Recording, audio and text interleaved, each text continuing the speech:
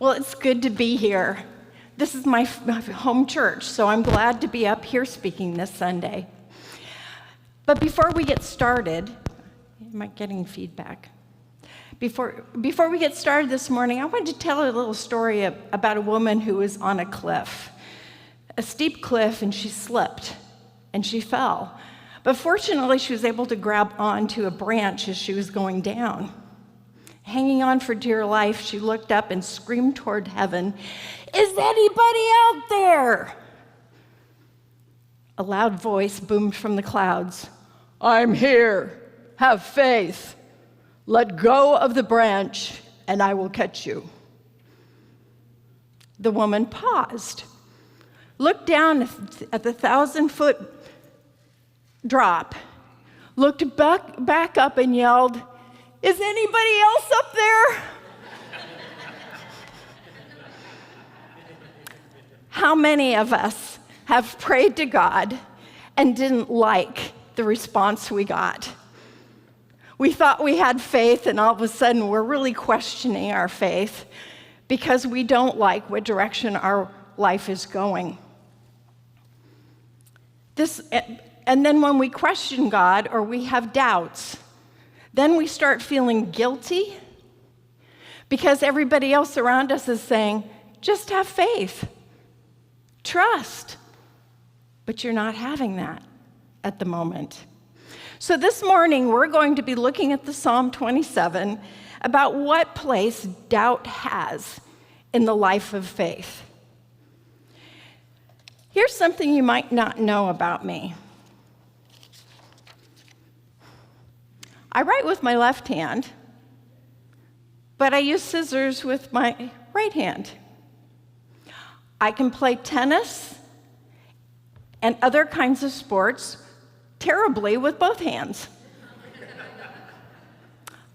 I pitch with my right hand, but I sew with my left hand. Some people would call me messed up. When I was involved in high school and college in ballroom dancing groups and helping with leading classes, I was always pegged as the man due to my height, and so many men didn't join the classes, so we were short men. So I tend to struggle when I would start dancing other times. Am I leading or am I following? You could think of me as being flexible or accommodating, or you'd call me a messed up dancer. Then there are those songs that just are plain hard to figure out to dance to. You think, okay, I've got the beat. But then it goes in another direction in the middle of the dance floor. You start looking perplexed and very unsure of how to move forward. Sometimes life feels like a waltz, gentle and smooth. But then the music changes and you must learn how to jitterbug with jumpy steps, only to find out that they've turned on heavy metal. And you've got no clue how to dance to that. We like clarity. We like assurance. We like certainty. We like to control the dance moves. But life doesn't seem to stick to that, does it? Situation and problems leak into other areas of life until we are entirely confused. How do you dance life when the playlist is all scrambled up? My life has been full of messiness. Many of you know about our 7-year-old son that died of cardiac arrest. But what you don't probably know is all the things around that time. That's just one part of the story. During that time, I was unpacking my family of origin issues and how I was the caretaker to my mom and how I played older child because my brother was a very difficult and messed up person. My family down there is laughing. When our son died, I didn't have the capacity to care for other people. I could only focus in on the 2 children that I still was raising, my husband, and trying to keep myself grounded and not flying out. This fractured my relationship with my parents. They walked out of my life. They didn't answer phone calls. They returned my letters and my cards, returned to sender, it said on the front of them. In addition, I was in a leadership group at our church and was receiving actually a lot of attention. I was sort of notorious for that woman who lost her son and actually could get up and speak at his memorial. The woman pastor who was leading this group began to see me as a threat to her domain. And I was starting to feel the effects of her jealousy on me. Words spoken behind my back set afire all sorts of things, and relationships started to break down. The death of my son affected everything.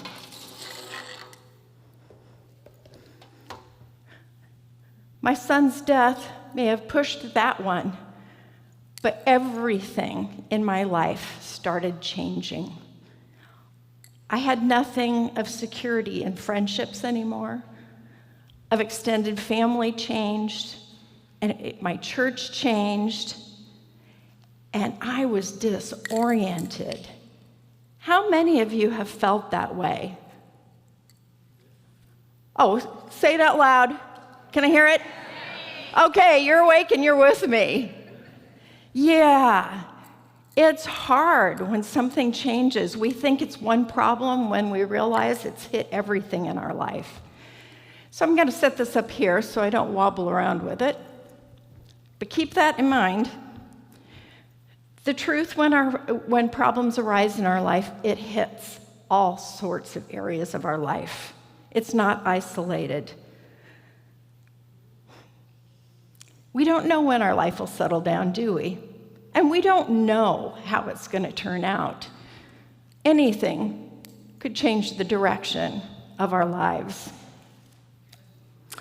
Psalm 27 was one I memorized decades ago, actually in that time frame that I shared with you.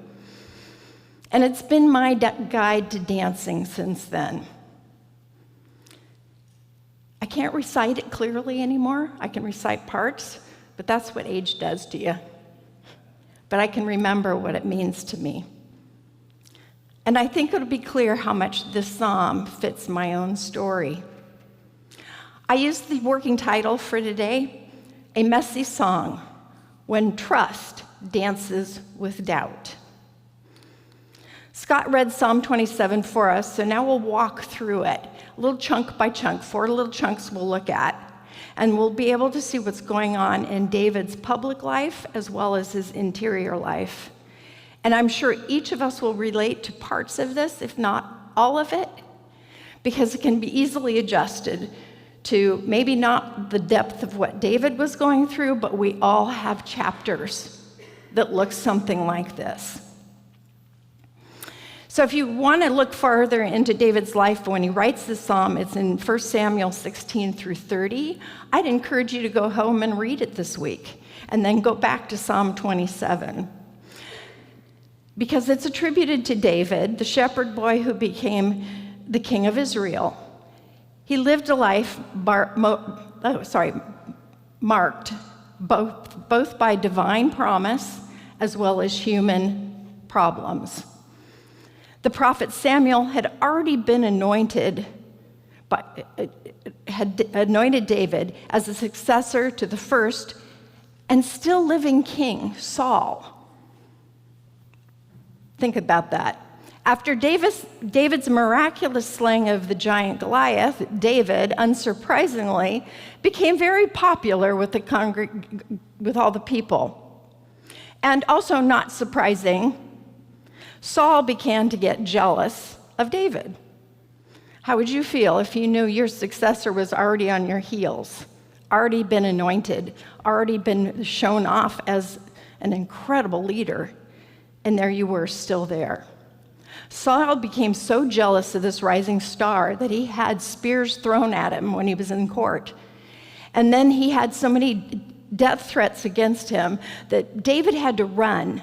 And for years, he ended up running and hiding from Saul's army because they wanted to assassinate him. Wow. Okay, if we take that down, that kind of means, sometimes we have people that are jealous of us. And they're throwing maybe verbal spears at us, or they're even trying to do things that trip us up. And we have to go on the run. In Psalm 27 was most likely written during this time of David's life. And the song opens with what I call a pep talk, a self-talk by David. You can hear how he's trying to talk himself into faith. Let's listen to the first 3 sections. The Lord is my light and my salvation. Whom shall I fear? The Lord is the stronghold of my life. In whom shall I be afraid? When the wicked advance against me to devour or slander me, it is my enemies and my foes that will stumble and fall. Though an army besiege me, my heart will not fear. The war break out against me, even then I will be confident. David is reminding himself of God's power and protection that he's already experienced in his life. He's leaning back into memories of God already being there for him. This is a personal pep talk. When he's slandered, when he's has enemies pursuing him, when the poop hits the fan, he reminds himself that God is trustworthy, so he can confidently trust God in this present moment. Verses 4-6 says, "One thing I ask of the Lord, this only do I seek, that I may dwell in the house of the Lord all the days of my life, to gaze on the beauty of the Lord and seek him in his temple. For the day of trouble, he will keep me safe in his dwelling. He will hide me in the shelter of his sacred tent and set me upon a rock. Then my head will be exalted above my enemies. At his sacred tent, I will sacrifice with shouts of joy. I will sing and make music to the Lord."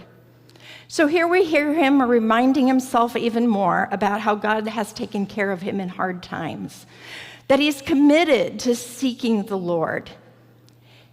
He doesn't say it, but he's choosing not to pursue revenge, ill will towards his enemies, or take things into his own hands. David instead chooses to worship the Lord through shouts of joy and music. I don't know about you, but that is not my first response.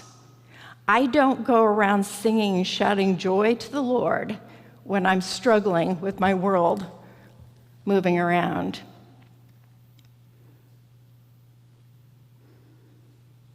But it's in the doing that we actually trust in the Lord. A quick sidebar, when Abraham questioned if he was ever going to have children, and he went to the Lord and said, "When's this going to happen? I'm old, it's not going to happen." God didn't answer him directly. He just said, "Go and look up at the stars and count them." He told Abraham to do something. And in that doing, Abraham found faith again. So sometimes we think we have to have faith and then do something. But maybe sometimes it's the opposite. We need to do something, and in the doing, we find faith. In verse 7, we have a huge shift from self-talk to a direct call to God. We get this raw, heartfelt anxiety that changes all of a sudden, which makes David a little bit more real to all of us. David's asking for mercy and to be seen by God. He shows fear. He shows anger. He's afraid that God is angry with him or might reject him or turn away from him. Eugene Peterson, a theologian of our time, said, "Belief in God is not exempt from feelings of abandonment from God. Praising God does not inoculate us from doubts about God. In this psalm, we have both." David is claiming that even if our friends or even our closest relationships abandon us, what we can depend on is God is going to be there. That's foundational. In verses 11 through 14, David says, "Teach me your ways, Lord. Lead me in a straight path because of my enemies. Don't turn me over to the desires of my foes, or false witnesses rise up against me, spouting malicious accusations. I remain confident of this: I will see the goodness of the Lord in the land of the living. Wait for the Lord. Be strong and take heart. Wait for the Lord." Earlier in the psalm, David has expressed such confidence. We think it's going to continue to be this confident David that we hear, that he triumphs over his enemies, he triumphs over his personal struggles. But then suddenly, he's begging God for mercy. He's begging God to help him with the anxiety. You can feel how he's feeling the enemies coming up against him, practically breathing down his neck at this point. And so he reverts to self-talk in the end. He promises and believes that he will see goodness in the land of the living. It almost feels like whiplash in this, and that's what got me going and thinking about how doubt and faith bounce around back together. The beat of the song in this psalm has changed. It's sort of almost like a tango. Da-dun, da-dun, da-dun, da-dun, da-dun, da-dun, da-dun, da-dun, da-dun, da-dun, da-dun. Doesn't it? It goes all over. He ends up on the dance floor knowing he doesn't know the dance. And you know what he decides to do?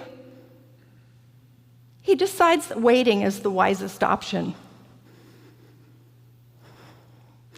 There's waiting to be had. That this song or his problems won't be fixed immediately, but that does not mean that God is not present or ignoring the bad that's happening. David knows he must wait on God's timing, which certainly isn't what we all want to hear. Wait. Develop patience. God's timing isn't hurried because my desire to avoid pain. Verse 14 says, "Wait for the Lord. Be strong and take heart." Wait for the Lord. David says in conclusion, wait for the Lord. And he says it twice with emphasis. How many times do we have self-talk and we have to say it over and over and over again? I can do this. I can do this. I can do this. Trying to tell yourself this, you're going to make it. You're going to make it. Waiting. Maintaining trust while waiting. Seeking the Lord while waiting.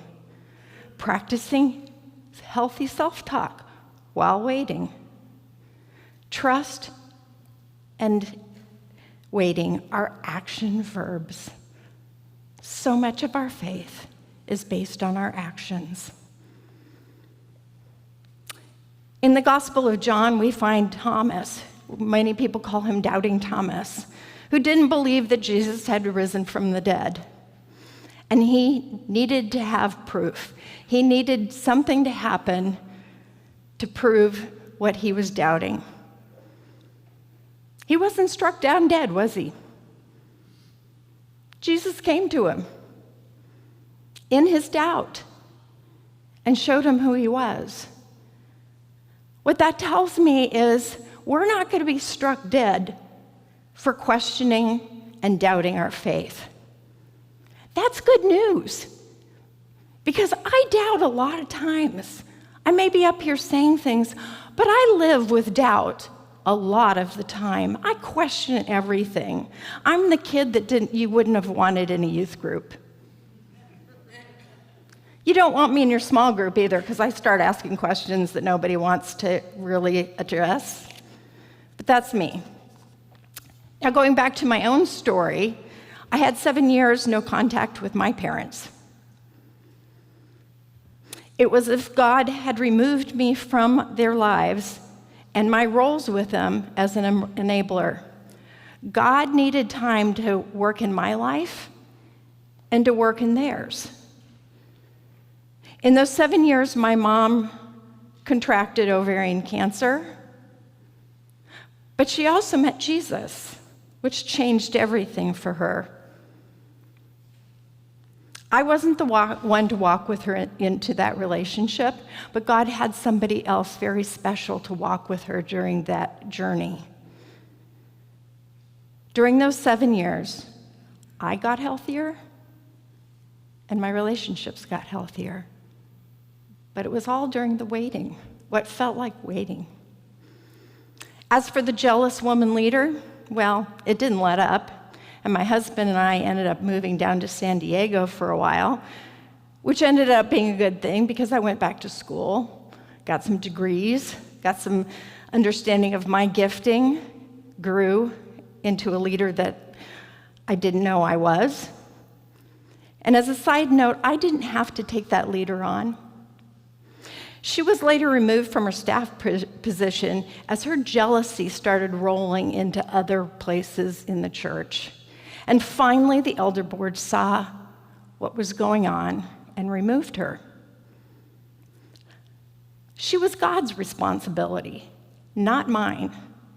And I had to leave it at that and trust that God had her as well.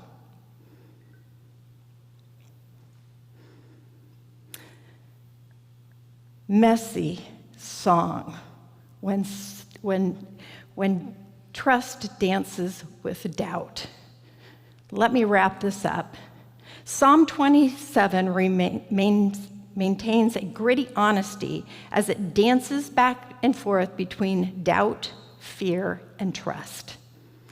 On the one hand, the psalmist addresses God as light, salvation, stronghold. God hides or protects in times of trouble. God teaches and leads in the way of right living. Even in times of trouble, he affirms, God's worth the wait. Do you believe that? God is worth your waiting on him.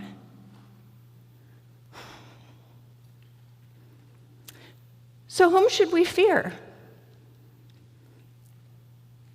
Whom shall we be afraid of?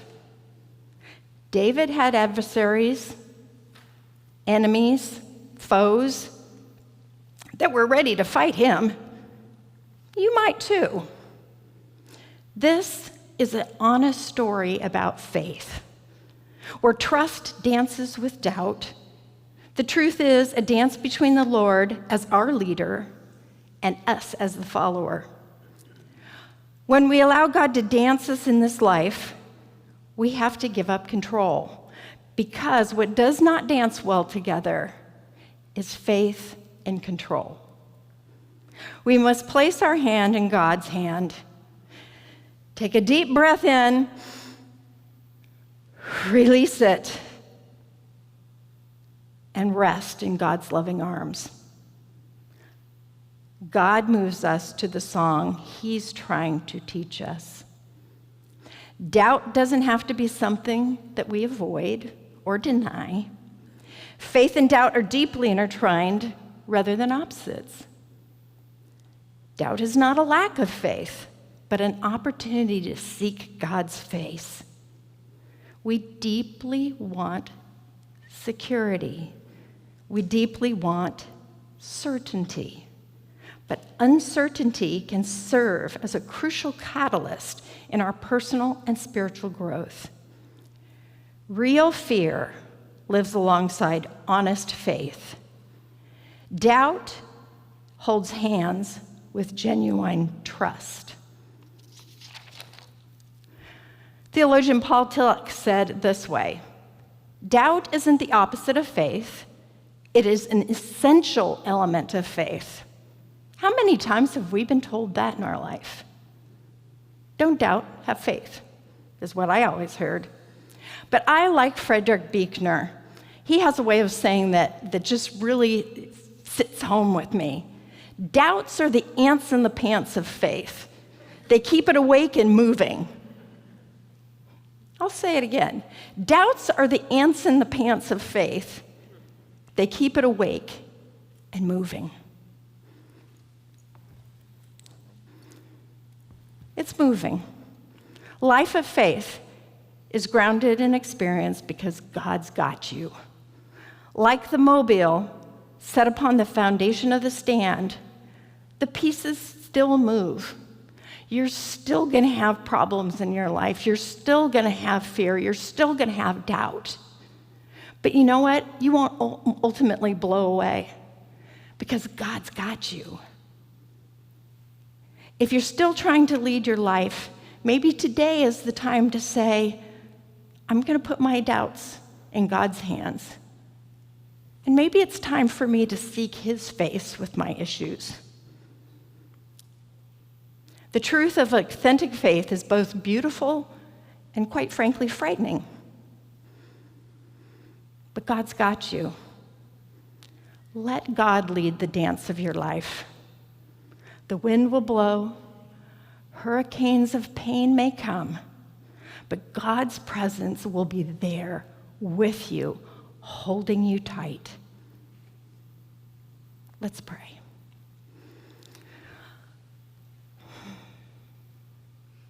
Lord, you are our light and our salvation. You are the stronghold that holds us tight. Show us how doubts are the ants in the pants of our own faith. And may our doubts keep us awake and moving towards you. Remind us that we can trust you with the dance of our own life. You have a firm grip on us, even when our lives spin and wobble. Thank you for your grace you show as we learn how to dance with both trust and doubt, knowing that both are necessary. Teach us how to worship you in all circumstances rather than seek revenge or unhelpful ways of responding. For you promise to never forsake us.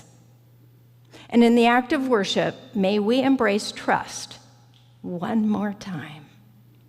Strengthen us so that we each remain confident as we practice waiting. In your Son's name we pray. Amen.